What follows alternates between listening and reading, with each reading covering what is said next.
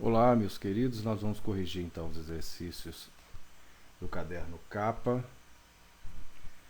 É o exercício número 1 do caderno capa, terceiro ano, caderno de exercício, página 286, exercício número 1. Bom, então vamos lá, bem rapidinho. No exercício número 1, temos essa tirinha aqui, essa charge, na verdade, porque não é narrativo, é uma charge que apresenta uma situação com o seguinte título: produtores de petróleo vão se reunir em abril para discutir congelamento. Note que a palavra congelamento é tratada com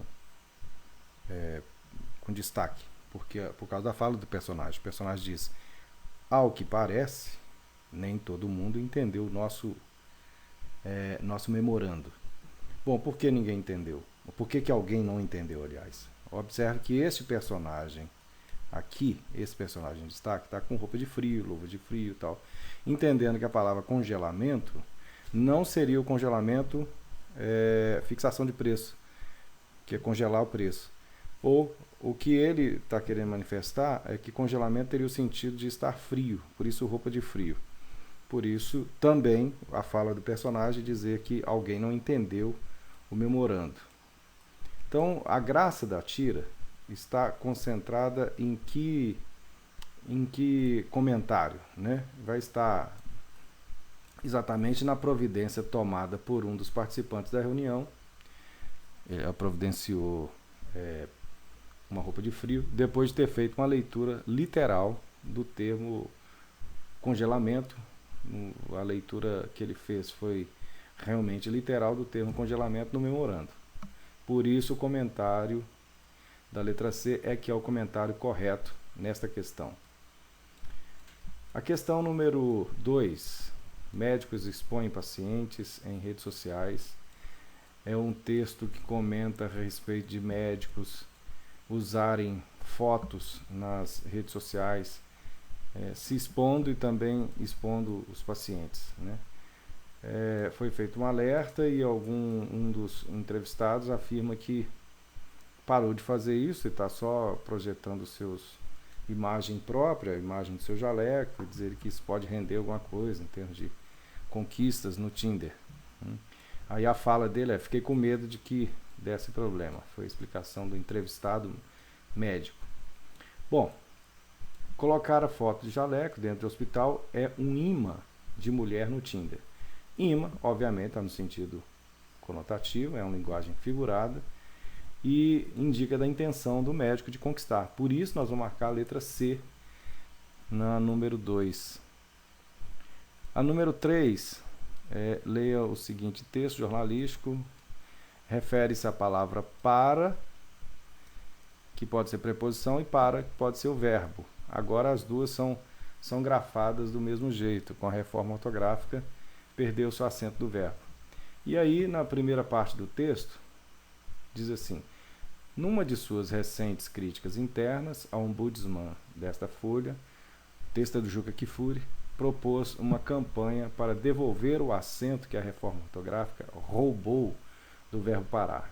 Obviamente, a palavra roubou aqui tem um papel opinativo, porque se o jornalista escreve que a reforma ortográfica roubou, está fazendo uma opinião a respeito da reforma ortográfica, está dizendo, de alguma forma, está dando a informação do que o acento foi retirado, mas foi retirado na forma de roubo.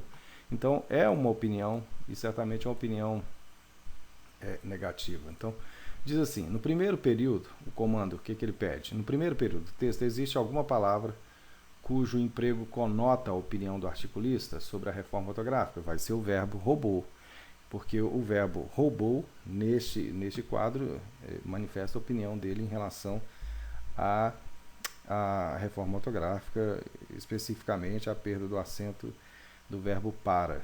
Então, nesse trecho inicial, o verbo roubou dá uma direção argumentativa, dá uma direção opinativa ao texto, que é contrário à supressão do acento gráfico do verbo parar, na forma do presente do indicativo, na terceira pessoa, para, em distinção da preposição para. A questão 4 também é questão discursiva. Examinar tira níquel náusea, do cartunista Fernando Gonçalves. Primeiro quadrinho tem uma sujeirinha bem aqui. Onde? Aí o elefante dá uma topada de tromba no garoto, e aí ele diz assim, ele sempre cai nessa. O garoto diz, caio a 20 metros. Bom, aí são duas observações que têm que ser feitas, duas respostas, tem que organizar nessa questão. No primeiro quadrinho, o termo sujeirinha foi empregado no sentido figurado ou em sentido literal? Bom, sujeirinha foi empregado sim no sentido denotativo, sugerindo uma ideia de nó, de alguma mancha na roupa do garoto. Então, nesse contexto, a palavra sujeirinha tem um sentido comum ao dicionário. Portanto, dizemos que o sentido tem uma ideia denotativa. Aí vem uma outra observação ainda da questão 4. Vamos lá. Na sequência pede. No último quadrinho, as formas verbais. Cai foi dito primeiro pelo elefante, e o caio a 20 metros, sempre caio a 20 metros, é a fala do garoto. Cai e caio foram empregadas em acepções diferentes, explicite o sentido de cada uma delas. Poderíamos dizer que na primeira ocorrência, cai, na fala do elefante, indica a ideia de engano. Ele está enganando o garoto. Por outro lado, caio, na fala do garoto, tem o sentido de ir ao chão. Portanto, os personagens adotam acepções distintas no emprego do mesmo verbo, do verbo cair. Questão número 6. Aliás, a questão agora, a questão 5, né? Com base nesse texto maravilhoso do Carlos Drummond de Andrade, comentando de um anúncio do João Alves, um personagem que teria anunciado o paradeiro do jumento, de uma besta, isso, o paradeiro de uma besta. E aí o senhor faz o comunicado do paradeiro e o narrador comenta do anúncio, né? Admirado da politez de quem anunciou e até certa forma da prudência, porque não fez o anúncio imediatamente, primeiro fez um apuramento de perguntas e tudo mais. Então aqui a questão número 5 diz, está empregado em sentido figurado o termo destacado no seguinte texto. Gente, o termo destacado na letra A é a palavra raciocínio, ela está em itálico, não está em negrito. Formulaste depois um raciocínio, houve roubo. O raciocínio aqui é o pensamento mesmo, então está no sentido denotativo. É para marcar o conotativo. Reparo, antes de tudo, a limpeza de tua linguagem. Linguagem é a palavra que está destacada. Linguagem é a linguagem mesmo, é a comunicação, o ato de comunicar. Agora, limpeza da linguagem, a palavra limpeza não sugere higiene, asepsia, mas de fato aqui vai ser limpeza, a palavra empregada com sentido figurado. Na letra D, a palavra destacada é a palavra cascos. Cascos aqui são o casco mesmo, a parte dura da pata da besta. E ferrados é a palavra destacada na letra E, tanto casco quanto ferrados, respectivamente, no sentido denotativo. Ficamos com a letra C na questão número 5. Agora a questão 6. Em contudo, não afirmas em tom peremptório. O que é peremptório? Um tom definitivo. A palavra que tem um sentido definitivo aqui poderia substituir a palavra incisiva, de forma incisiva. Não foi peremptório, então não foi incisivo. Irônico é quando tem aquela crítica de inverter as ideias. Rancoroso é aquela forma agressiva, né? Constrangido, vergonhoso, talvez uma forma constrangida seria uma forma de inibidora, ou inibida. Hesitante é medrosa, né, receosa. Então vai ser incisivo mesmo, quer dizer, forma definitiva. As questões 7 e 8 se baseiam num conto do Machado de Assis, A Igreja do Diabo. Um conto muito bonito, muito bem escrito, aliás, da genialidade de Machado de Assis. O diabo organiza, então, uma doutrinação pela qual há verdadeiras inversões de valores, né? Esse conto me lembra uma obra do C.S. Lewis chamado Cartas do Inferno. O diabo instrui as pessoas de forma invertida o que deve ser admirado. Então, o que passa a ser admirado é a hipocrisia, é a luxúria, é tudo aquilo que a gente normalmente condena, sobretudo dentro do ensino cristão. Colocar foto de jaleco. Não, isso aqui... Peraí. Isso aqui não, gente. Não pulou. Peraí. Tem que pular a página, desculpa. Então, aqui nesta página 289, finaliza aqui o conto do Machado de Assis. Tem umas significações das palavras aí, palavras mais raras pra gente, né? E vem finalmente a questão 7. Estão empregados no sentido figurado os termos destacados nos seguintes trechos. Letra A. Aqui podia ser na boca de um espírito de negação. Na boca, na fala de um espírito de negação, talvez você pode considerar figurativo, mas tem que ser as duas, né? Palavras destacadas tem que ser figurado. Vamos ver a outra. Sem o furor de Aquiles. Furor sem a fúria de Aquiles. É a fúria mesmo. Então, se boca pode ser conotativo, furor só pode ser denotativo. Por isso não é marcada a letra A. A letra B, incutia-lhes grandes golpes de eloquência. Golpes podem ser figurados, né? Agora, e a definição que ele dava à fraude? A definição aqui não é figurada, aqui é denotativo. Não marcamos a B, também porque uma das palavras é denotativa.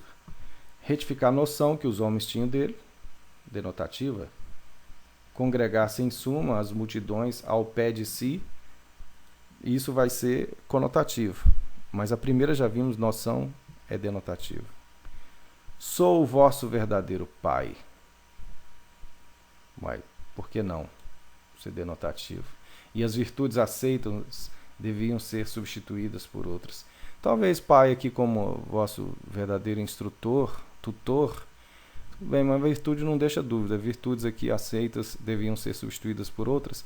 Virtudes são virtudes mesmo, valores morais, valores de conduta. Letra E. Uma voz que reboava nas entranhas do século. Entranhas do século só pode ser conotativo, nas partes mais profundas do século. E a que se deu aquele nome para arredá-lo do coração dos homens. O coração aqui não é o órgão físico. O coração aqui tem um sentido figurado, da sensibilidade dos homens. Aqui nós marcamos então a letra E. Na questão número 7. Certinho? Muito bem. Aí vem a questão número 8, ainda sobre o conto Machado de Assis. Ele prometia aos seus discípulos e fiéis as delícias da terra, todas as glórias, os deleites mais íntimos. Tal promessa do diabo constitui, sobretudo, uma inversão da seguinte máxima cristã. É a busca dos prazeres, né? Amai-vos uns aos outros? Não está dizendo. Não é inversão do amor. É inversão da moral, da espiritualidade. Aquele que não tiver pecado, atire a primeira pedra. Não é uma inversão do julgamento, não. Não façais da casa do meu pai casa de comércio, não está se referindo à relação com o espaço de culto. Meu reino não é deste mundo. Então aqui é uma negação dos prazeres deste mundo. Por isso marcamos a letra D, que lá está dizendo que está oferecendo, garantindo os prazeres. E aqui, meu reino não é deste mundo, é a negação dos prazeres. Se alguém bater a face direita, ofereceria também a outra face. Aqui é uma noção de...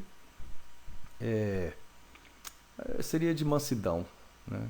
Uma qualidade da mansidão. Bom, vamos seguir as outras questões aqui. A questão número 9 é com base no texto Grito, que comenta o surgimento do expressionismo a partir da pintura de Edvard Munch, que nasceu em 1863. mas o expressionismo tem seu advento em 1910. E diz o texto que ele fez a pintura, o grito, surgiu de uma observação do pôr do sol, num momento que estaria bastante só. E estava andando por um caminho, olha aqui nesse trecho, estava andando por um caminho com 2 amigos, o sol estava se pondo, quando de repente o sol tornou-se vermelho como o sangue. Eu parei, sentindo-me exausto, e me encostei na cerca. Havia sangue e línguas de fogo sobre o fiorde negro e a cidade. Meus amigos continuaram andando e eu fiquei lá, tremendo de ansiedade, e senti um grito infinito. Olha que bonito isso. Senti um grito infinito, atravessando a natureza. Como se dissesse, senti um grito infinito como que atravessando a natureza. Ali nasceria o novo movimento artístico, o movimento do expressionismo. Observe a seguinte expressão, eis o comando. Senti um grito infinito atravessando a natureza. Temos uma expressão escrita em linguagem figurada, que consiste em substituir uma palavra ou expressão usada. Via de regra, a linguagem figurada causa surpresa ao leitor e ao ouvinte.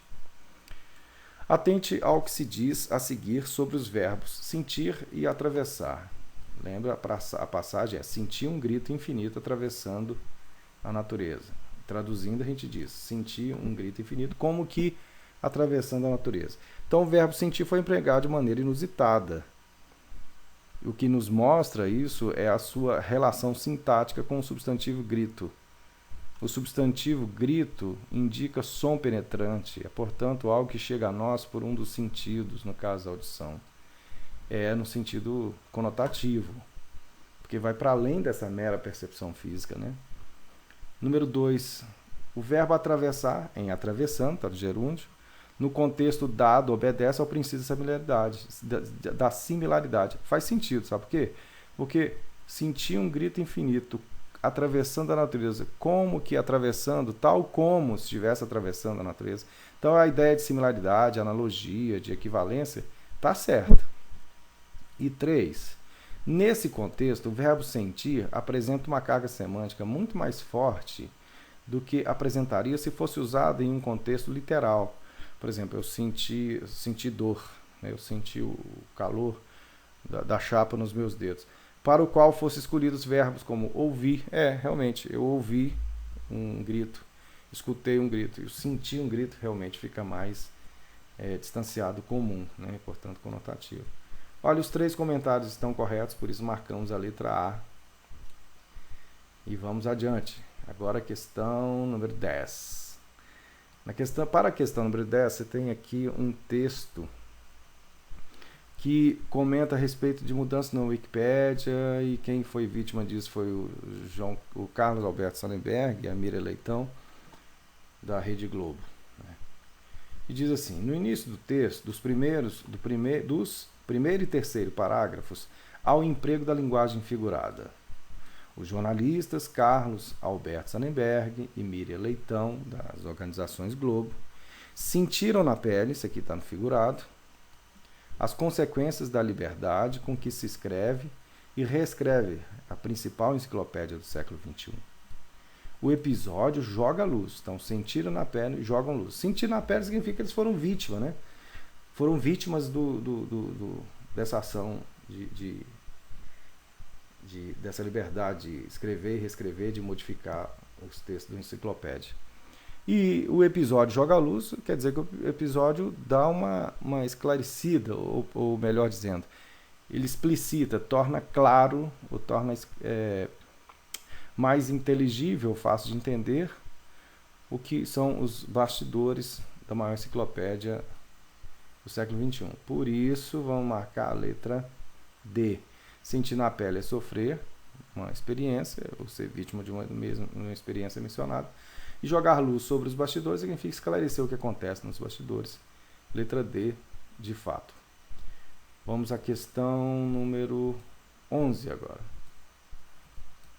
Questão 11